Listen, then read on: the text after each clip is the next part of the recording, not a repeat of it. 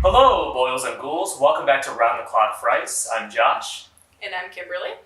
Now, today we're going to be talking to you about the 1988 film Child's Play. And Kim, I'm actually really glad you're here because I understand you're a huge Child's Play fan. I'm a very huge Child's Play fan. Well, awesome, because I actually have a special guest for you today. All right. Our co-star, Charles Lee Ray, is going to be joining us for the review today. I'm not exactly sure where he came from. He just kind of showed up out of nowhere.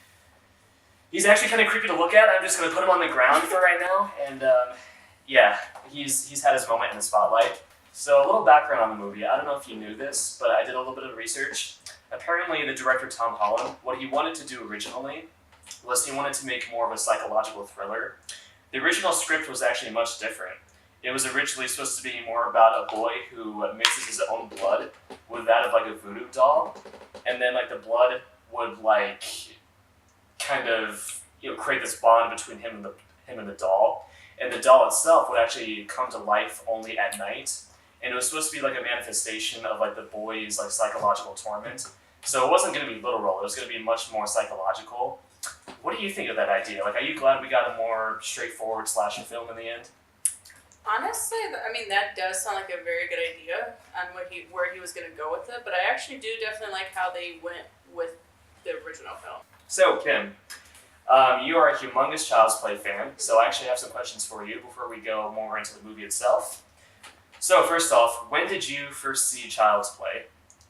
I would have to say I first seen Child's Play, I'd have to say when I was maybe 17, 18 years old. 17 or 18 years old? Yeah, around there. I started getting more into horror films. And since I've had already seen a couple of the classics, I thought, well, why not try diving into the Child's Play films? Mm-hmm. So, definitely when I started watching them, I kind of got addicted to it. It was like, oh, okay, this is good. Let's see where it's going to go. And at that point, I've basically seen it all the way up until the last one. Right. Now, at the time you said you were 17 or 18, how many films had actually been released at that point? I would have to say around that time was when Seed of Chucky was already out. But it was before the last two films came out. The fantastic Seed of Chucky. Your favorite in the series, as I understand, right? No. Definitely not. No, we're not going to talk about Seed of Chucky. That's for another video altogether. Now, where does Chucky rank among like the other horror serial killers for you? Like, is he at the top? Is he up there with like Freddy and Jason and all of them? He is definitely on the top. He would have to come after, because my first one would be the A Nightmare on Elm Street is my first favorite. Freddy Krueger? The Freddy Krueger films, yeah. And then the Chucky films comes right after that. Okay, fair enough. So do you prefer the more talkative serial killers over the quiet ones like Jason or Michael Myers? I do, actually. I don't know. To me, it feels like, I guess, it tells more of a story when they're talking, because then it's like, okay, you can kind of see where they're going, what's their story. Mm-hmm. Yeah, with Jason and Michael, it's much more physical. And with Chucky and Freddy, it's more about like the attitude each of them have. Like, you go to a Child's Play movie, and you go to it, like, obviously for Chucky, but you want to hear him crack jokes, you want to hear him be sassy, you want to hear him make funny remarks when he's killing people. That's like part of the appeal. Yeah, or his crazy laugh. Right off the bat, we have to acknowledge Brad Dourif's performance. Because without him, let's just face it, this movie wouldn't be half as memorable, and we probably wouldn't be talking about it today. Would you agree with that? I definitely would agree. Brad Dourif is an amazing actor, and I don't think they could have picked anybody more creepy or more, I guess, villainous as Brad Dourif kind of came off as. Did you know before this movie he was actually nominated for an Academy Award? He was in a really great film called One Flew Over the Cuckoo's Nest with Jack Nicholson. And I believe that was his very first movie. But in that movie, he plays, like, an inmate of a mental asylum. And, like, straight off the bat, you could tell this is a really fantastic actor. And I always felt like Brad Dourif was always very good with, like, his, like, screen presence. Like, just like in the opening scene of this movie alone, like, you can just tell that this is a guy who is charismatic as fuck. Yeah. Like, even, like, before he, like, transfers his soul into the Chucky doll, we see him being chased, into this toy store, he's getting shot at by the police, and he just, like, he gives so much into the role. There's just so much energy there, and it's, like, fantastic. Yeah, no, there definitely is. As far as like other performances, we have to acknowledge Catherine Hicks and Alex Vincent playing the mom and son in this movie. Mm-hmm. They are very convincing as these two characters. You really buy the mother-son relationship between the two of them. Yeah. Especially in the earlier scenes, like being a mother yourself, like do you buy them as family in this movie? I do. Like you can kind of tell. You can definitely tell like the way she portrays the mother. Like she has that warm. I guess like she would do anything for her son, and that would be because he really wanted the Chucky doll. That she went and actually got it for him, and you can just definitely see that the mother-son bond that they have in that film. Yeah, like one of my favorite moments, like in the first 20 minutes of the movie, is actually when she gives him his initial birthday present, and he thinks it's like the Chucky doll because it's like this huge box, and it turns out to be clothes. Oh, I mean, come on, we've all been there. Yeah. We've all like had a birthday where we wanted this really awesome gift, and we got something that wasn't so awesome. So like clothes or socks, and yeah. I just love that scene. I do too. I also like the scene when he's basically making his mother the breakfast. Oh yeah, his introduction to the movie. He's watching a commercial for the Good Guy doll on the television, and they play that really stupid song that to this day is still like stuck inside my brain and I can't get it out of me. I'm not going to sing it here because it's just really awful. Yeah. But yeah, he's making breakfast for his mom. He's not exactly doing it right. There's too much butter on the toast. The toast is burnt. The toast is burnt. So pretty much whenever I try to make something in the kitchen. But yeah, I can definitely say that Catherine Hicks and Alex Vincent are both fantastic in this movie. They are. Now, a little bit about the director Tom Holland. Before he made this, he made a movie called Fright Night. Very underrated vampire flick. I don't know if you've seen. Did you see the original Fright Night? I have not yet.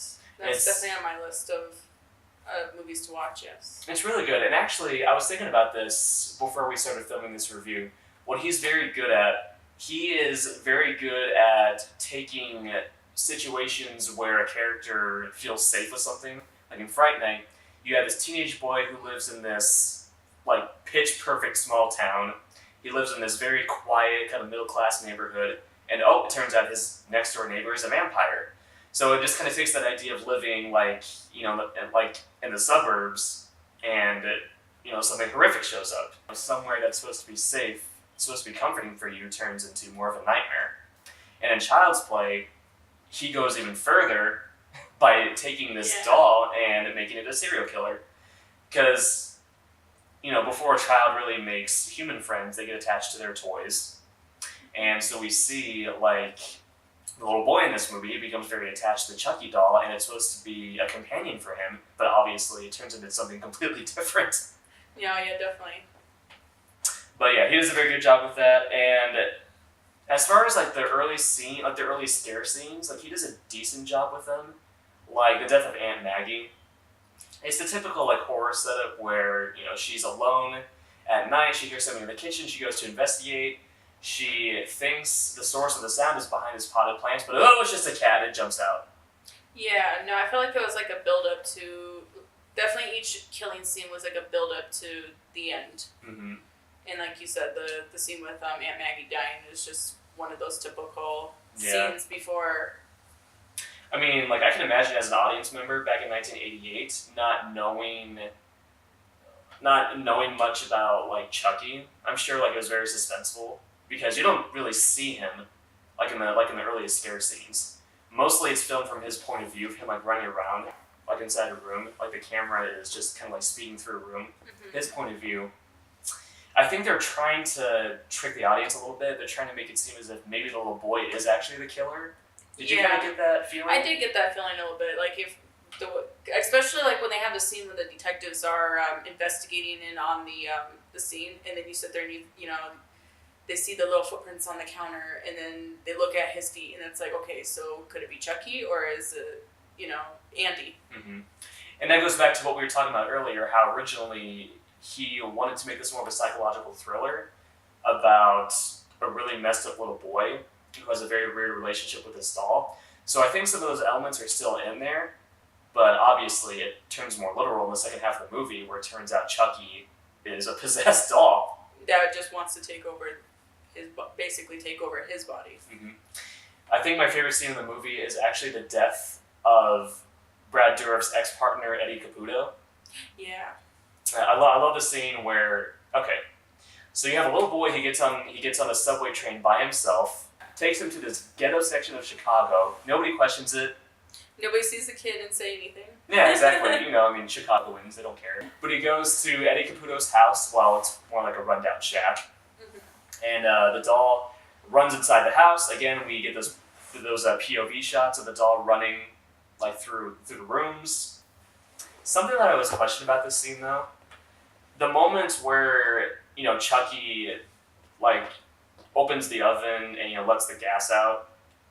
When Eddie opens a door and shoots, is he shooting? Because he opens the door and immediately he shoots. Was that just like a gut reaction, or is he literally shooting at nothing? Because I don't know. I thought it was more like I thought he just reacted to like, okay, is there somebody here? Maybe he. I don't know. He seemed like he was like a criminal or something. Maybe somebody was out there to get him, and the first thing he thought was they were gonna kill him or something. So he just shot. Right. So he was like on edge. On edge, yeah. And also, had they established Chucky as indestructible at that point? Because he's inside the house when it explodes, right? Yeah, I think so. Because honestly, when it exploded, Chucky would have blown up to basically pieces. Yeah, that's true. And then they just made him basically like any other horror movie where he just doesn't die. He would have looked more like he did in later sequels. He would have had like the scars. The one eye, Yeah, like the one eye kind of gouged out. Yeah. That was a couple of things I always wondered about that scene. Mm-hmm. But it's a really cool scene. It is a really good scene, yeah. I will say this. I never found the film particularly scary. Like, even as a child when I saw it for the first time. Maybe it's because of like Chucky's personality. He's more funny to me than anything. Like, during his big reveal where the mom comes home, she's alone with the doll, and she finds out there are no batteries inside the doll. The doll's been talking by itself. She threatens to throw the doll into the fireplace, and then we have that great scene where he just starts like cursing at her, like, "You stupid bitch, you filthy slut!" Like, I'm sorry. That was funny to me. That makes me laugh. No, that did make me laugh too. Like, honestly, Chucky never really scared me. Like, he didn't scare me either. It was just more of a, like you said, he kind of just, some of the things he said, like, especially like in the beginning, when you have Chucky basically talking about, Maggie, or talking about Maggie to Andy, and Andy's translating to Maggie, like, calling her a bitch and this and that, and it's like, oh, Chucky says you're a bitch, like,